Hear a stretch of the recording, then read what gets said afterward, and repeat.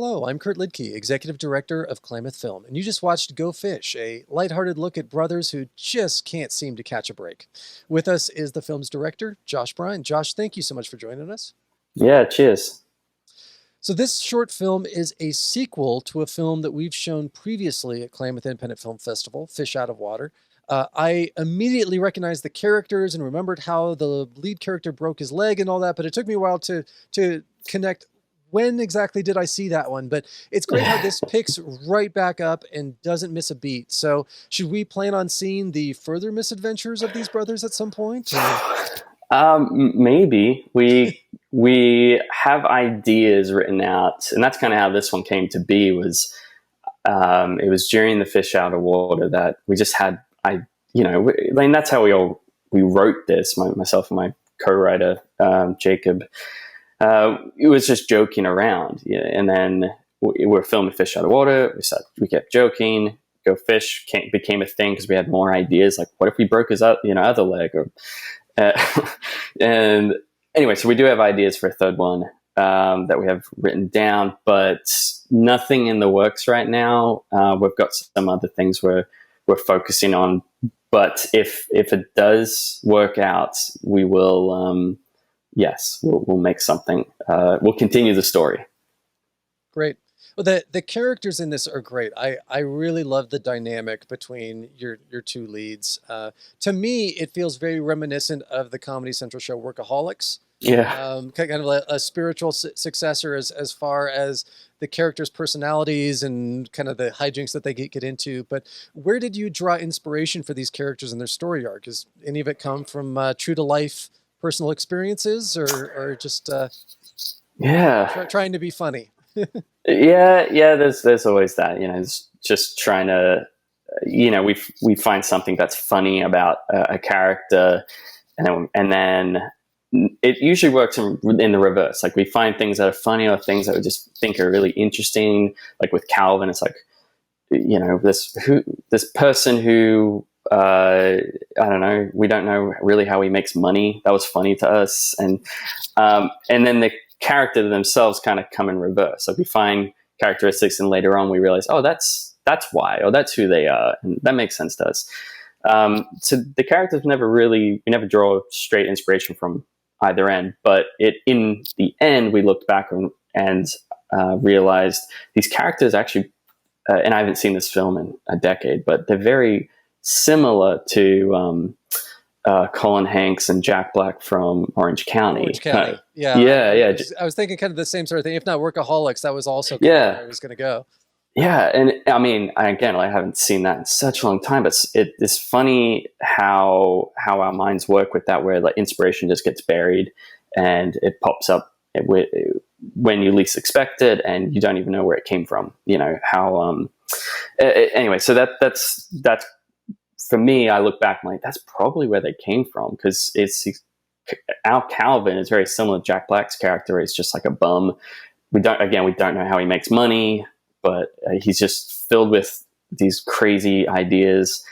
But the very original concept for Charlie actually came from Charlie Brown, and that's where he got his name from. So he's not similar to the character, but it was a joke where we wondered what the relationship would be like with Charlie Brown and Calvin from Calvin and Hobbes. And I don't know why, but we were just joking about, like, man, that would be a really funny relationship. And that's where the names came from. And it kind of just snowballed from there to where it's like, okay, I guess these are the characters. But it's worth mentioning, they're actual brothers, Tyler and Eric Nordby, who play Charlie and Calvin. They're two friends of mine. They work in the industry up here, both with music and film. And I've known them for several years, and it just made sense to have brothers play brothers, because they ad-libbed at times, and it just kind of felt natural. They work off each other really well. It makes total sense that they're related, because there's this clear family dynamic, but at the same time polar opposites in terms of personalities. Right. How much of that is true to life of just them, as opposed to how you write the characters? Oh, actually, Yeah, I would say a lot of it is characters because I would flip the two people. I would say, and it's true. Like when we were doing Fish Out of Water, I remember at one point Eric saying, "Could I play Charlie?" I think Tyler would do more justice to Calvin's character because Tyler is more who plays Charlie. He is actually more. He's got that like I don't know what the word is, but just kind of like the presence of it, the dominance, or but whereas Eric, who plays Calvin, he's more of the sensitive, sentimental type. So yeah, they did really well turning it on. But in Go Fish, at the end where they're arguing, they're fighting, and Calvin's throwing the pizza at him and stuff. That was real. That was like them. I was really proud of Eric because he had a hard time playing that, getting angry with his actual brother, and he had to really pull from his memory bank and his emotions. And yeah, so I'd say, I might be cheating with this answer, but I would say 50-50, where it's like it was some of the writing, but also they had to pull from their own brotherhood to get the right emotion, which was great. And yeah, really happy for them. So what didn't make the final cut for this film from the script? Was there anything that you really wanted to include, but it just didn't quite fit in the overall story arc? Yeah. Oh, yeah. Yeah.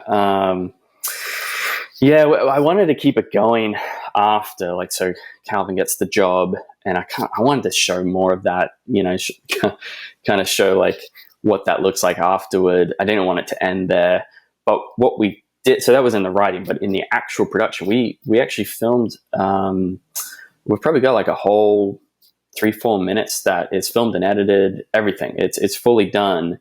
That opens the film, and it opens with like a dream sequence with Calvin. Then he wakes up, and then but we cut all that out. We found it felt faster, more energetic, got you more pumped up to watch the film by just starting it with him waking up. So he's like, that's how it starts, is with the montage of him brushing his teeth, grabbing cereal, starting his day. But yeah, there's a whole introduction there that it might, who knows, I might add it into some director's cut or whatever. That sounds so stupid. But yeah, we filmed all of that, edited it. It was one of those things where like in the end, it just makes more sense to just dive straight in. Having your lead actors being family, I'm sure made this a little bit easier, but how did you handle filming during COVID? How did that affect production? Because it's hard enough to make a film as is, much less with all the additional safety measures. Well, we actually filmed right before COVID, but we were in post-production right when COVID hit. So thankfully we were able to get everything done, film everything. Yeah, that was all done safely, but it was post-production where it was the going back and forth, rather than doing things in person with my editor, it was sending things back and forth. Or I'm fortunate enough through a family member, the person who colored the film is based in Boston, so I wouldn't have gone there anyway. So thankfully, we were able to send stuff back and forth. But yeah, we were mainly hit in terms of COVID by like festivals being shut down, because we finished everything, and then it was just a matter of like, well, are festivals even open? So it was just weird. 2020. Yeah, I know. Klamath was, yeah. Anyway, but yeah, here we are. Yep. So when doing comedy, the set always has a lighter feeling anyway than other productions typically. So were there any really memorable bloopers or moments that stand out from the production that could go on a director's cut and end credit reel? in anything that still makes you laugh to this day? Oh yeah, I'm laughing right now thinking about it. So there's the montage bit where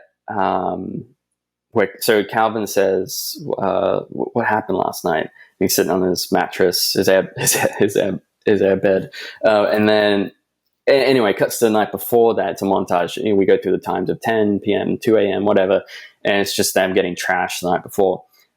Filming that was just a delight because we actually played music, and the other character in there is not Charlie or Calvin, is my brother-in-law Graham, who I've known for such a long time, and one of my best friends, and is just so easy, where it wasn't even acting, it was just us goofing around.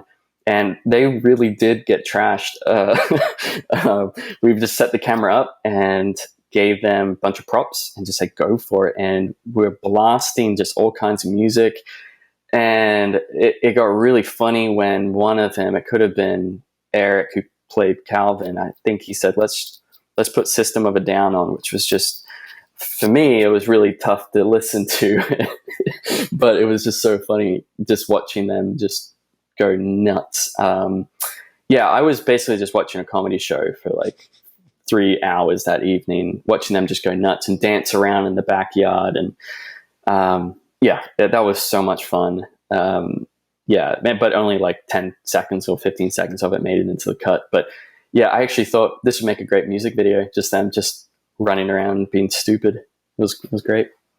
So what can we expect of the future of Charlie and Calvin? Any hints as to what happens next, or do we just have to wait until the 2022 Klamath Independent Film Festival to find out? Yeah. Well, one thing I could say is that if and when we continue this story, we are most interested in seeing the roles reversed. We're most curious about Calvin actually going on to be successful in this job that he stole, and Charlie not making it. So I don't know where the story goes from there.